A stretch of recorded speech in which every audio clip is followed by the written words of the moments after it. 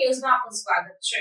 Himmatnagar police parade ground ખાતે 10મા આંતરરાષ્ટ્રીય યોગ દિવસની જિલ્લા કક્ષાની ઉજવણી કરાઈ। સાબરકાંઠા જિલ્લાના હિંમતનગર પોલીસ પરેડ ગ્રાઉન્ડ ખાતે સાંસદ શોભનાબેન બારૈયાની ઉપસ્થિતિમાં વહેલી સવારે 10મા આંતરરાષ્ટ્રીય યોગ દિવસની જિલ્લા કક્ષાની ઉજવણી કરવામાં આવી હતી, જેમાં વિશાળ સંખ્યામાં નાગરિકો જોડાયા હતા અને યોગ કર્યા હતા।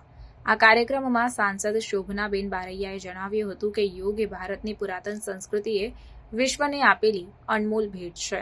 યોગ એ ઋષિ મુનિઓની પરંપરા છે, જેને આજે સમગ્ર વિશ્વએ સ્વીકારી છે।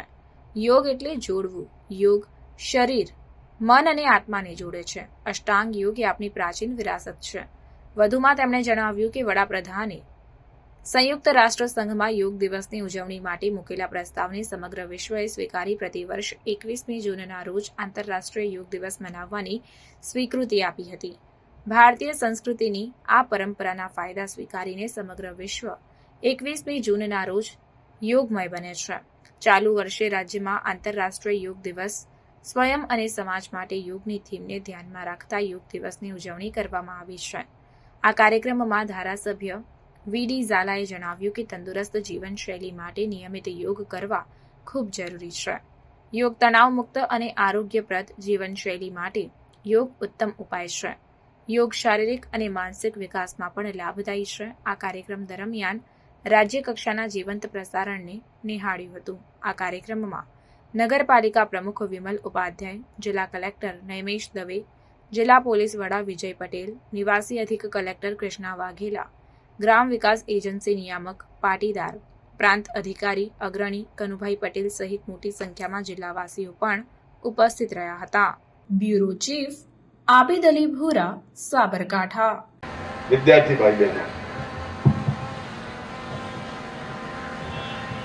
આપણને બધાને ખબર છે કે યોગ દિવસ નિમિત્તે સમગ્ર વિશ્વમાં આપણા લોકપ્રિય વડાપ્રધાન મોદી સાહેબે જ્યારથી યોગ દિવસ અહીંયા શરૂ કર્યો અને વિશ્વએ એને ઓળખ્યો અને વિશ્વના ફલક ઉપર એનો ઉપયોગ થયો અને વિશ્વને પણ એવું લાગ્યું કે જે નરેન્દ્રભાઈ મોદી જે વડાપ્રધાન છે ભારત દેશના, એમને જે યોગનો જે કાર્યક્રમ આપ્યો છે એના કારણે આપણને માનસિક, શારીરિક બધી જ રીતે એમ કે આપણને ફાયદો છે અને આપણું શરીર સૌષ્ઠવ કામ કરવા લાયક ઘણા સમય સુધી ચિરંજીવી પણ રહી શકીએ એવો બધો વિચાર કરીને વિશ્વએ પણ એને યોગ દિવસ તરીકે સ્વીકાર્યો। એ આપણા ભારત દેશનું અને આપણા વડાપ્રધાન મોદી સાહેબનું બહુ ગૌરવ છે કે વિશ્વના લોકો એક સારું સ્વાસ્થ્ય, સુખી અને તંદુરસ્ત રીતે જીવે એના માટે યુનાઇટેડ નેશન્સની મહાસભામાં 2014માં એમણે આંતરરાષ્ટ્રીય યોગ દિવસ માટે જે પ્રસ્તાવ મૂક્યો અને એ પ્રસ્તાવને યુનાઇટેડ નેશન્સની મહાસભામાં મંજૂર કરવામાં આવ્યો અને 2015 21મી જૂનથી આપણે વિશ્વ યોગ દિવસ મનાવી રહ્યા છીએ।